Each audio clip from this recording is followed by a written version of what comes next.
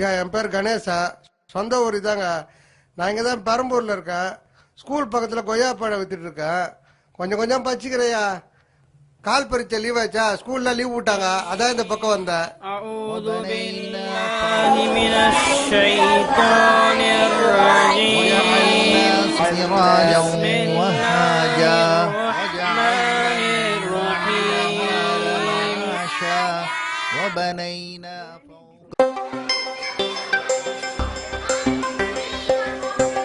கொய்யாபயம் கொய்யாபயம் கொய்யாபயம் கொய்யாபயம் கொய்யாபயம் கொய்யாபயம் கொய்யாபயம் கொய்யாபயம் கொய்யா அஞ்சு கொய்யா அஞ்சு தம்பி, கொய்யா அஞ்சு தம்பி, வாங்க கொய்யா அஞ்சு. ஒரு பழம் 7 ரூபா. ஒரு பழம் 5 ரூபாய். 2 பழம் ஏடா, ஒரு பழம் 5 ரூபாய், 2 பழம் 10 ரூபாய். தெரியும். ஒரு பழம் 5 ரூபா, 2 பழம் 10 ரூபா, 3 பழம் 15 ரூபா, 2 பழத்தை 8 ரூபாய்க்கு தருவீங்களா? வேற ஒருத்தி வேற பேசிக்கிட்டு. ஹலோ, என்னங்க நம்ம பையன் சீனுக்கு கீழே விழுந்து பேச்சு இல்லாம இருக்காங்க. பையன் கீழே விழுந்துட்டானா? ஆமாங்க. போல ஆட்டி கூட்டி போடி. சீக்கிரம் வாங்க. நான் உடனே வரேன். சீக்கிரம் வாங்க.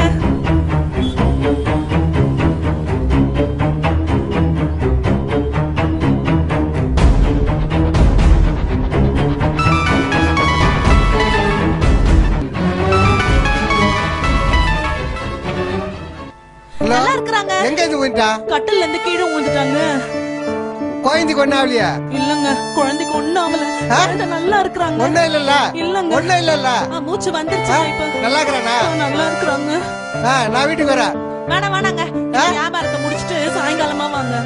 என்ன எப்படி பார்க்க முடியும்? வியாபாரத்தை எப்படி கவனிக்க முடியும்? சைக்கிளே இருக்கா என்னன்னு தெரியல. இனிமே போய் பார்த்தாதான் தெரியும். சரி போய் பாருங்க. போ, என்ன போய் பாக்குற கடைசியா. சாயங்காலம் சீக்கிரம் வீட்டுக்கு வந்துருங்க.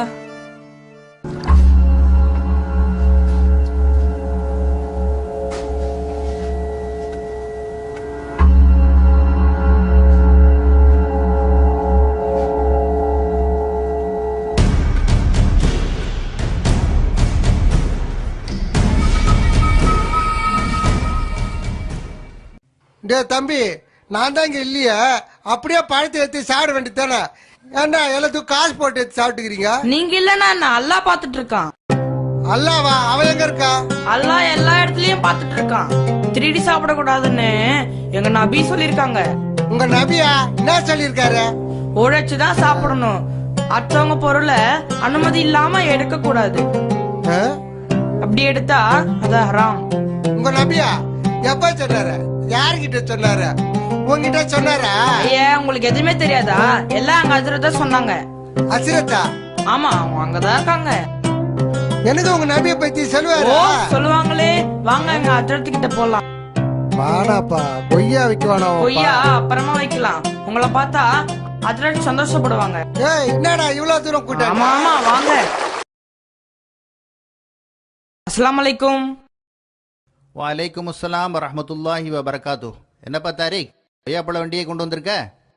ஹசரத், இந்த கொய்யாப்பழ அங்கிளுக்கு ரசூல்லா பத்தி தெரியணுமா, அதான் கையோடு கூட்டிட்டு வந்தேன். சரி ஹசரத், அஸ்ஸலாமு அலைக்கும், நான் வரேன்.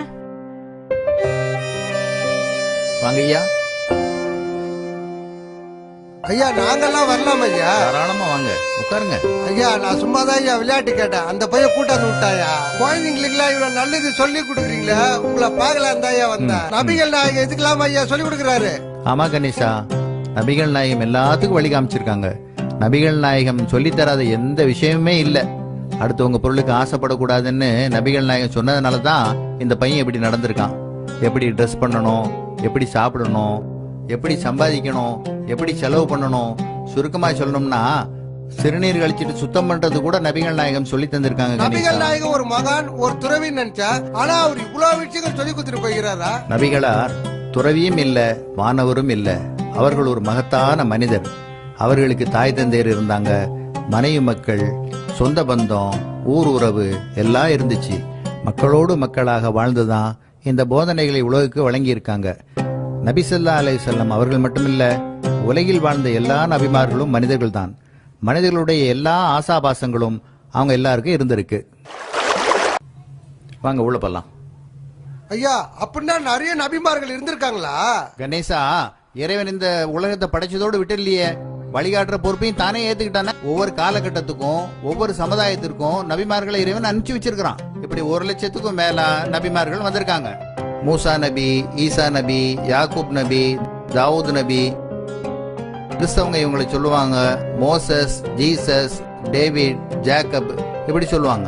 இந்த வரிசையில இறுதியா கடைசியா வந்தவங்க தான் நபிகள் நாயகம். ஐயா தூதர்னு சொல்றீங்களா? அப்படின்னா முகமது நபி கடவுள் கிடையாது ஐயா? நபிகள் நாயகம் மனிதர்களிலே சிறந்த மனிதராக இருந்தாங்க. அவங்களே சொல்லியிருக்காங்க, கிறிஸ்தவர்கள் மரியமுடைய மகன் ஈசாவை கடவுளாக்கியது போல என்ன நீங்க கடவுளாக்கிறாதீங்க. ஐயா கேளுங்க. இடையில பேசுறதுக்காக மன்னிச்சிருங்க ஐயா. இஸ்லாமியத்தை ஆரம்பிச்சது முகமது நபிகள் தானே ஐயா? மனிதன் எப்போ தோன்றினானோ அப்ப இருந்து இஸ்லாம் இருக்கு. அப்படின்னா இஸ்லாமியத்தை ஆரம்பிச்ச முகமது நபிகள் இல்லையா ஐயா? இல்ல, இந்த உலகத்துல முதல்ல படைக்கப்பட்ட முதல் மனிதர் ஆதம் அலைஹிஸ்ஸலாம். முதல் மனிதரே முதல் தூதராகவும் இருக்கிறாங்க. அன்னையில இருந்து இஸ்லாம் இருக்கு. இஸ்லாம்ங்கிறது மதம் இல்ல, அது ஒரு வாழ்க்கை நெறி. இந்த வாழ்க்கை நெறியை தான் ஒவ்வொரு காலகட்டத்திலையும் ஒவ்வொரு நபியும் அந்தந்த மக்களுக்கு எடுத்துரைச்சிட்டு இருந்தாங்க. இறுதி நபி முகமது ஸல்லல்லாஹு அலைஹி வஸல்லம் அவங்களுக்கு இறைவன் திருக்குர்ஆன்ங்கிற வேதத்தை கொடுத்தான். அந்த வேதத்தின் வழிகாட்டுதல்ல தான் இந்த பணியை முகமது நபி ஸல்லல்லாஹு அலைஹி வஸல்லம் அவர்கள் முழுமைப்படுத்தி இருக்காங்க. உட்காருங்க. அப்படின்னா குர்ஆன்றது நபிகள் நாயகம் எழுதின புத்தகம் இல்லையா ஐயா? குர்ஆன் இறைவனால இறை தூதர் முகமது நபி ஸல்லல்லாஹு அலைஹி வஸல்லம் அவங்களுக்கு அருளப்பட்டது. குர்ஆன் அரபியர்களுக்கோ முஸ்லிம்களுக்கோ மட்டுமோ சொந்தமானதல்ல, உலக மக்கள் அனைவருக்கும் வழிகாட்டியா இருக்கு. நீங்க சொல்றதுலாம் புதுசு புதுசா இருக்கு. குர்ஆன்ல எங்களுக்கு கூட வழிகாட்டல் இருக்குதா ஐயா? ஓ நிச்சயமா. குர்ஆன் உலக மக்கள் அனைவருக்கும் ஒரு நல்ல உபதேசம்னு குர்ஆனே தன்னை பத்தி சொல்லுது. அது மட்டும் இல்லாம குர்ஆனின் பல வசனங்கள் ஓ மனிதர்களேன்னு திருக்குர்ஆன் சொல்கிறது. அது மட்டும் இல்லாம நபிகள் நாயகம் ஸல்லல்லாஹு அலைஹி வஸல்லம் அவங்க முஸ்லிம்களுக்கு மட்டும் நபியா வந்தவங்க இல்ல, உலகத்தில் உள்ள எல்லா மக்களுக்கும் நபியா வந்தவங்க. ஐயா சொன்னா தப்பா நினைக்க மாட்டீங்களா? ஏன் தப்பா நினைக்க போறேன்? நீங்க கேட்காம இருந்தாதான் தப்பா நினைப்பேன். அப்படின்னா நாங்களும் குர்ஆன் படிக்கலாமா? தாராளமா படிக்கலாம். நானே உங்களுக்கு ஒரு குர்ஆனை கிஃப்ட் பண்ணலாம்னு இருக்கிறேன். ஐயா எனக்கு இன்னும் ஒரு சந்தேகம் ஐயா. நபிகள் நாயகம் இறந்து ஒரு 200-300 வருஷம் இருக்குமா ஐயா? இல்ல, முகமது நபி ஸல்லல்லாஹு அலைஹி வஸல்லம் அவங்க கிபி 571ஆம் ஆண்டு அரேபியா நாட்டில குறைஷ் என்னும் குலத்தில அப்துல்லா ஆமினா என்ற தம்பதியருக்கு மகனாக பிறந்தாங்க. பிறக்கிறதுக்கு முந்தையே தந்தையை இழந்தாங்க. 6 வயதாகும் போது அன்னையை இழந்தாங்க. பாட்டனார் அப்துல் முத்தலிபின் பராமரிப்பிலே வளர்ந்தாங்க. அவர்கள் மரணித்த பிறகு பெரிய தந்தை அபூ தாலிப் அவங்களோட பராமரிப்பில் வளர்ந்தாங்க. ஆடு மேய்ச்சாங்க. சின்ன வயசுலேயே ஒழுக்கமும் தூய்மையும் நிறைஞ்ச இளைஞரா வளர்ந்தாங்க. எல்லாருக்கும் நம்பிக்கைக்கு உரியவராகவும் உண்மையாளராகவும் திகழ்ந்தாங்க. 25ஆம் வயதில் தன்னை விட 15 வயது மூத்த 40 வயதான 4 குழந்தைக்கு தாயாக இருந்த கதிஜா என்னும் விதவையை மணமுடித்தாங்க. 40 வயது வரை அவங்க நபி இல்ல. தனது 40ஆம் வயதில் ஹிரா மலை குகையில் தனித்திருந்த போது மாணவர் தலைவர் வஹி எனும் வேத செய்தியை எடுத்து வந்தாங்க. அன்னையிலிருந்து பிரச்சாரத்தை தொடங்கினாங்க. ஒரே இறைவனை மட்டும்தான் வணங்கணும்னு சொன்னாங்க. நான் தான் இறை தூதர் என்று அறிவிச்சாங்க. மது, சூது, பெண் சிசு கொலை, இனவெறி, குலவெறி, அடிமை முறை எல்லாத்தையும் எதிர்த்து அந்த மக்களை தூய்மைப்படுத்தினாங்க. 13 வருஷம் மக்காவில் பிரச்சாரம் செஞ்சாங்க. அங்குள்ள மக்கள் தொல்லை தரவே மதீனாவிற்கு புலம்பெயர்ந்தாங்க. 10 ஆண்டுகள் இஸ்லாமிய ஆட்சியை நிறுவி அவங்களுடைய தூதுத்துவ பணியை திறம்பட செஞ்சாங்க. 63ஆம் வயதில் மரணமடைஞ்சாங்க. அவங்க வாழ்ந்து மறைந்து 1400 ஆண்டுக்கும் மேலாகிவிட்டது. உலகம் இருக்கிற வரை அவங்க வாழ்வு பின்பற்றப்படும். ஐயா நீங்க சொல்றது ரொம்ப சந்தோஷமாவா இருக்கு, ரொம்ப ஆச்சரியமாவா இருக்கு. நபிகள் நாயகத்தோட வேலை இது மட்டும் தானே ஐயா? குர்ஆனே சொல்லுது, கேளுங்க. இவர் முஹம்மது நன்மை செய்யுமாறு மக்களை ஏவுகிறார், தீமைகளிலிருந்து அவர்களை தடுக்கிறார், அவர்களுக்கு தூய்மையானவற்றை அனுமதிக்கிறார், தூய்மை இல்லாதவற்றை தடை செய்கின்றார், அவர்களின் மீதுள்ள சுமையை இறக்குகின்றார், அவர்களை பிணைத்திருந்த விலங்குகளையும் உடைத்தெறுகிறார். எனவே எவர்கள் இந்த நபியின் மீது நம்பிக்கை கொண்டு இவரை கண்ணியப்படுத்தி உதவியும் புரிகின்றார்களோ, மேலும் இவருடன் இறக்கி அருளப்பட்ட ஒளியை பின்பற்றுகிறார்களோ அவர்களே வெற்றியாளர். திருக்குர்ஆன் 7:157 வசனம் இப்படி சொல்லுகிறது. கடைசியா ஒரு சந்தேகம். அரபு நாட்டுக்கு சரி, நம்ம நாட்டுக்கு இதெல்லாம் ஒத்து வருமா ஐயா? ஏன் ஒத்து வராது கணேசா?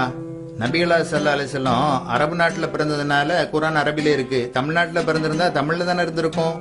அரபு நாட்டுக்கு மட்டும் அவங்க தூதரா அனுப்பப்படல. நான் முதல்ல சொன்னேனே, உலக மனிதங்க எல்லாருக்கும் அல்லாஹ் அனுப்பப்பட்டவர்னு. அன்னைக்கும் பெண் சிசுவை கொண்டாங்க, இன்னைக்கும் கொள்றாங்க. மது சூது அன்னைக்கும் இருந்துச்சு, இன்னைக்கும் இருக்குது. இறைவனை நிராகரிக்கிற மக்கள் அன்னைக்கும் இருந்தாங்க, இன்னைக்கும் இருக்காங்க. அதனால அன்னைக்கு சொன்ன போதனைகள் இன்னைக்கு மட்டுமல்ல, உலகம் இருக்கிற வரை எல்லா மனுஷங்களுக்கும் பொருந்தும். கணேசா, அதனாலதான் இன்னைக்கும் உலகம் முழுவதும் 160 கோடி மக்கள் அவங்களை பின்பற்றாங்க. நிறைய வரைக்கும் குத்துட்டீங்க ஐயா, ரொம்ப நன்றி ஐயா. அள்ளக்குறையாத சரித்திர சமுத்திரத்திலிருந்து பெருமானார் என்ற பெருங்கடலின் ஒரு துளிதான் இங்கே தெரித்து விழுந்திருக்கின்றது. இன்னும் சொல்லச் சொல்ல உள்ளமும் உயிரும் உருகும் உன்னதமான வரலாற்று நாயகரை, உலகம் வியக்கும் நபி முகமது ஸல்லல்லாஹு அலைஹி வஸல்லம் அவர்களின் வாழ்வை நீங்கள் முழுமையாய் அறிந்திட வேண்டாமா? தொடரட்டும் நம் தொடர்புகள்.